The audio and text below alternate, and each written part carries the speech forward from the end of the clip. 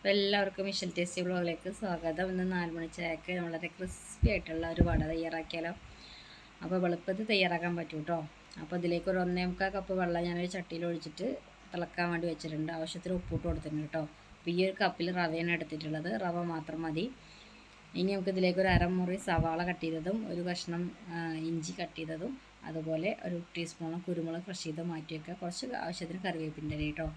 അപ്പോൾ നമ്മുടെ റവയിലേക്ക് ഒരു കറിവേപ്പിൻ്റെ ഇല ചാടിയതാണ്, അപ്പോൾ അതെടുത്ത് മാറ്റി കൊടുത്തിട്ടുണ്ട്.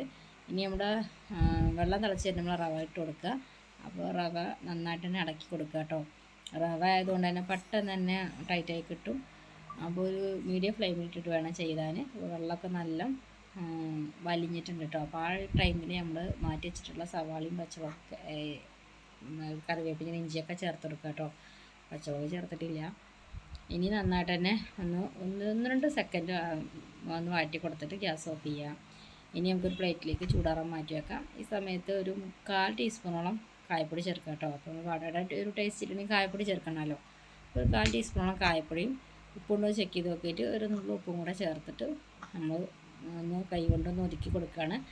അപ്പോൾ കൈ ഒന്ന് നനച്ചിട്ട് ഒതുക്കി കൊടുത്താൽ ഒരുപാട് വെള്ളം ഒഴിച്ചിട്ടൊന്നും കുഴക്കണ്ട കേട്ടോ. അപ്പോൾ കൈ ഒന്ന് നനച്ചെടുത്തിട്ട് പെട്ടെന്ന് നന്നായിട്ട് തന്നെ ഒന്ന് ഒതുക്കി കൊടുത്തിട്ട് നന്നായിട്ടൊന്ന് കുഴച്ചെടുക്കുക കേട്ടോ. ഒരുപാട് കുഴക്കണ്ട. ഇനി ചെറിയ ബോൾസ് ഉരുളകൾ എടുക്കുക.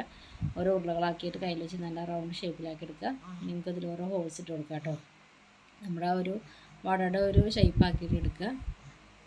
ഇനി നമുക്ക് അപ്പോഴേക്കും ഓയിൽ ചൂടാവാൻ വെക്കണം കേട്ടോ. അപ്പോൾ ഒരുപാട് നേരം ഒന്നും ഇങ്ങനെ വട ഷേപ്പ് ചെയ്ത് വടകൾ ഇങ്ങനെ എടുത്ത് വെക്കണ്ട. അപ്പോൾ റവ ആയതുകൊണ്ട് ചില സമയത്ത് പൊട്ടിപ്പോകും കേട്ടോ. പെട്ടെന്ന് തയ്യാറാക്കാൻ പറ്റും. ഇപ്പോൾ ഒരു കപ്പ് റവ കൊണ്ട് ഞാൻ ഒരു 10 വട ഉണ്ടാക്കിയിട്ടുണ്ട്. ഇനി നമുക്ക് ഓയിൽ ചൂടായതിനു ശേഷം ആ ഓയിലിൽ ഇട്ട് കൊടുക്കുക കേട്ടോ. ഒരു മീഡിയം ഫ്ലെയിമിലിട്ട് വേണം ഫ്രൈ ചെയ്തെടുക്കാൻ, ഉൾഭാഗമൊക്കെ വേവാൻ വേണ്ടിയിട്ടാണ്. അപ്പോൾ തിരിച്ച് മറിച്ചിട്ടിട്ടൊക്കെ നന്നായിട്ട് തന്നെ ഫ്രൈ ചെയ്തെടുക്കുക. അപ്പോൾ പുറം ഭാഗം നല്ല ക്രിസ്പിയും ഉൾഭാഗം നല്ല സോഫ്റ്റ് ആയിട്ടുള്ള വടയാണ് പെട്ടെന്ന് തയ്യാറാക്കി എടുക്കുക കേട്ടോ. ഇനി ഇതിലേക്ക് ഒരു ചട്നി ഉണ്ടാക്കണമെങ്കിൽ തേങ്ങാ ചട്നി ഉണ്ടാക്കണം, അങ്ങനെ ഉണ്ടാക്കാം. അപ്പോൾ ഞാൻ അതൊന്നും ഉണ്ടാക്കിയിട്ടില്ല. ഞാൻ തക്കാളി സോസിൻ്റെ കൂടെ ഇതാക്കണം കഴിക്കാനാണ് കരുതുന്നത്. അപ്പോൾ ടൊമാറ്റോ കെച്ചപ്പ് ഞാൻ വീട്ടിലുണ്ടാക്കിയതാണ്. അതിൻ്റെ വീഡിയോ വേണമെങ്കിൽ ഞാൻ പിന്നീട് ചെയ്യാം കേട്ടോ.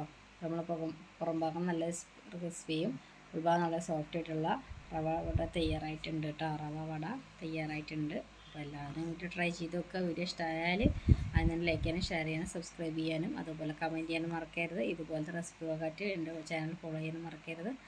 അടുത്തതൊരു പുതിയ റെസിപ്പിയുമായി